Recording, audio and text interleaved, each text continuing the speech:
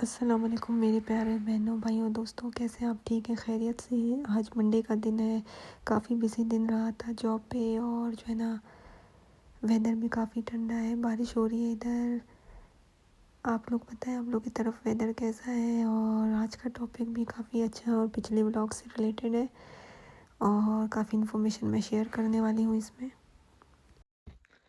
Okay जी, तो हमारे पिछले व्लॉग को कंटिन्यू रखते हुए मैंने सोचा कि एक इम्पॉर्टेंट फैक्टर को हम फोकस करते हैं, उस पर थोड़ा सा हम हाईलाइट करते हैं। आज वो है जब हमारे इमिग्रेंट जो फैमिलीज़ आती हैं, उनके साथ बच्चे भी तो होते हैं, और उस पर तो हमने बात की भी नहीं कि उनके लिए क्या टिप्स होने चाहिए या कौन सी चीज़ें जो उनको फॉलो करनी चाहिए।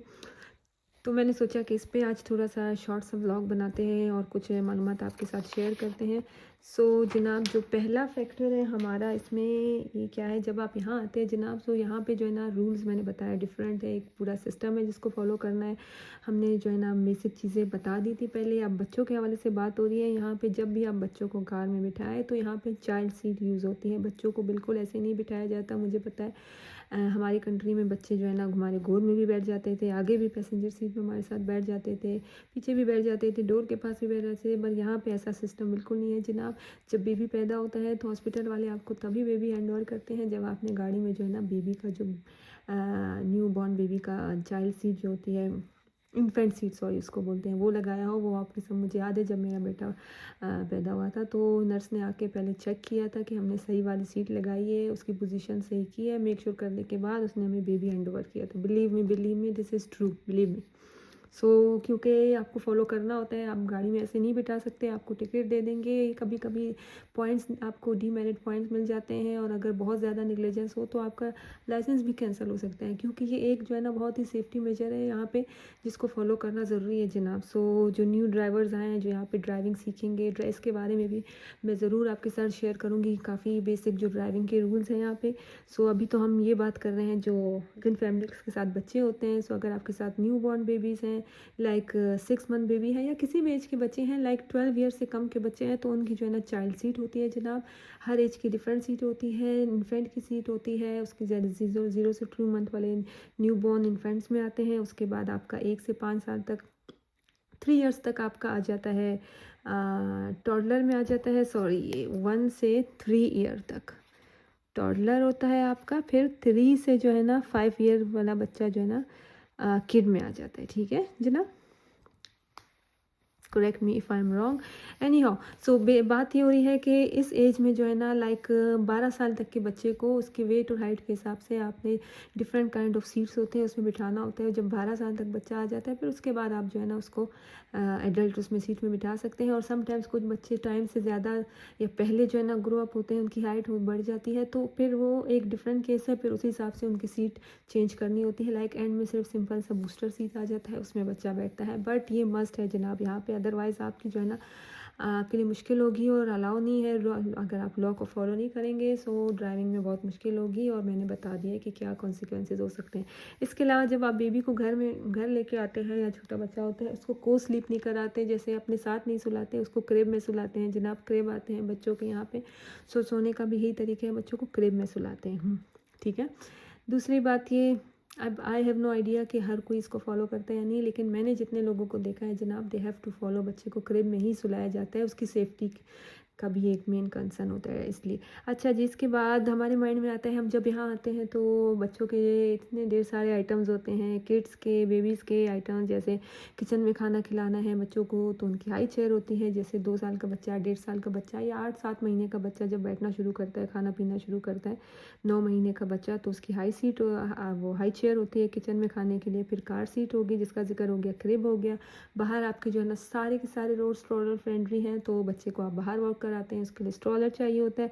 तो आप लोग परेशान नहीं हो, आप, क्योंकि हर बच्चे की एज के हिसाब से जो है ना रिक्वायरमेंट्स चेंज होती रहती हैं। तो जनाब, ज़रूरी नहीं है कि आप जो है ना ये सारी चीज़ें न्यू परचेज़ करें। आपको ऑनलाइन अच्छे जो है ना पोजीशन में काफ़ी मार्केट प्लेसेस हैं, यहाँ पे KGG है, बहुत सी वेबसाइट्स हैं, मैं डिस्क्रिप्शन बॉक्स में लिख दूँगी।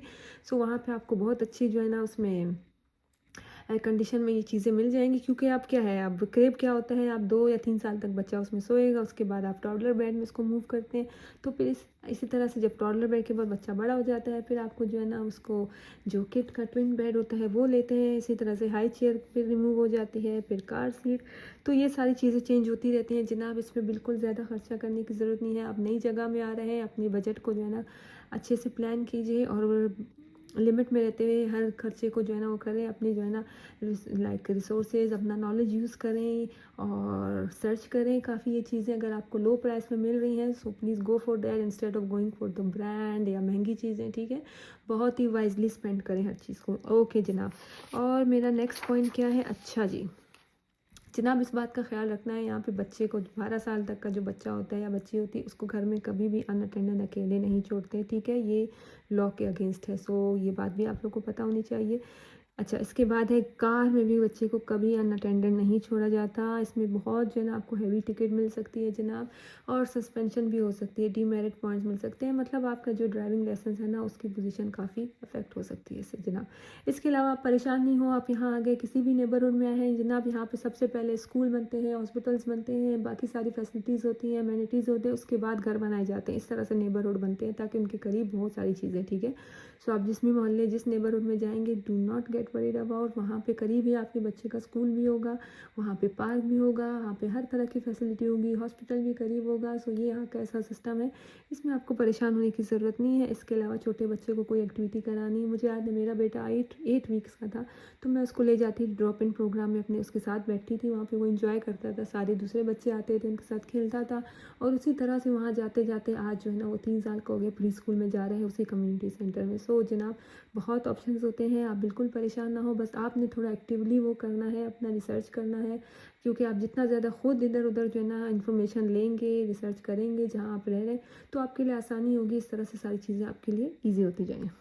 ओके, इसके अलावा बच्चों की क्लॉथिंग की भी जनाब बहुत ऑप्शंस है, बहुत वैराइटीज़ है, सस्ते भी हैं, महंगे भी हैं, ब्रांडेड भी है, और जो है ना कैजुअल एवरीडे वेयर के भी होते हैं। सो उसमें भी आप परेशान नहीं हो, हर आपको $5 वाली शर्ट भी मिल जाएगी, और कभी कभी ऑफ पे आपको $4 पे भी मिल जाती है, आपको $20 वाली भी शर्ट मिल जाएगी, आपको डिफरेंट वैरायटी के कपड़े हर चीज़ मिल जाएंगे। सो ये वो चीज़ें हैं जिन पर आप बिल्कुल भी परेशान ना हो। ओके, सो मैंने सोचा आपके साथ ये कुछ बेसिक इन्फॉर्मेशन है जनाब जो शेयर करनी चाहिए, और इन सारी चीज़ों को आप फॉलो करेंगे तो ज़िंदगी बहुत आसान होगी। बच्चों के साथ यहाँ पे बहुत सॉफ्ट स्किल यूज़ किए जाते हैं, वही जो मैंने पहले बात की थी, जैसे आम सिस्टम में यूज़ होता है, यहाँ पे हम लोगों के साथ बच्चों के साथ भी बहुत प्यार मोहब्बत से, बच्चों को डांट डपट फिजिकल तो बिल्कुल भी नहीं अलाउ। यहाँ पे बहुत ही नरमी के साथ बच्चों के साथ पेश आया जाता है, प्यार मोहब्बत से पेश आया जाता है जनाब।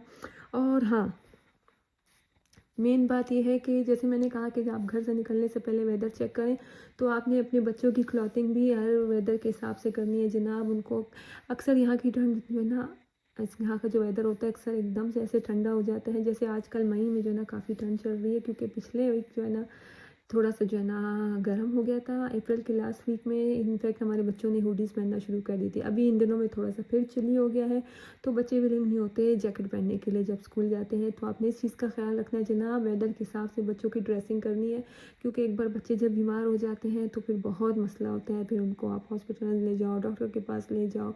मैं आपको डरा नहीं रही, लेकिन ज़ाहिर सी बात है बच्चे बहुत फ्रेजाइल होते हैं, वालिदैन की तरफ से एहतियात बहुत ज़रूरी है। ज़ाहिर है हमारी ज़िंदगी का मकसद हमारे बच्चे हैं, उनकी अच्छी तरबियत है, उनका ख़्याल है, और हमारी ज़िम्मेदारी है। एक गुड पेरेंटिंग जो है ना एक बहुत ही सक्सेसफुल रिवार्ड होता है, और उसके उसके रिटर्न में ही बच्चे जो है ना आपको अच्छा वो फीडबैक भी देते हैं। और जो है ना हमारी दुआ है कि हम जो पेरेंटिंग के थ्रू उनको जो है जो नॉरिशमेंट कर रहे हैं, हमें उसका अच्छा रिवार्ड मिले। अच्छा रिवार्ड ये है कि वो एक अच्छे ह्यूमन बीइंग बन जाए, ह्यूमन बीइंग्स बने, और अच्छे इंसान बने,